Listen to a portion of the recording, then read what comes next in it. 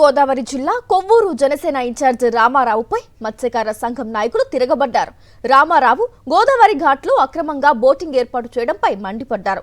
Tourism పేరుతో అనుమతులు లేకుండానే ఘాట్ను ఆక్రమించారని, తమను చేపల వేటకు వెళ్లనివ్వడం లేదని వాపోయారు.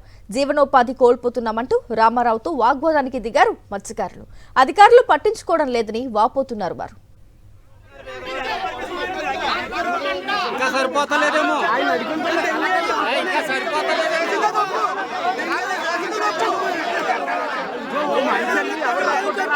గత 40 సంవత్సరాల నుంచి మత్స్యకారులుగా ఇక్కడ కొవ్వూరు 15వ వార్డులో బతుకుతున్నాం సార్.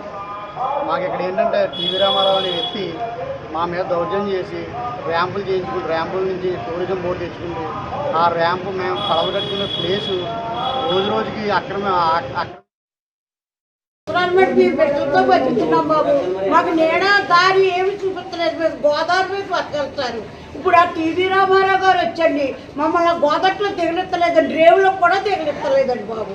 మరి ఎలా చేస్తారో బాబు, మాకు న్యాయం చేయాలి. మర్చిపోరు అండి బాబు. మేము ఏమి రేవులు గట్ట మాకు ఏమి ఇస్తలేదండి బాబు. గోదావరిలో దిగలెత్తలేదండి.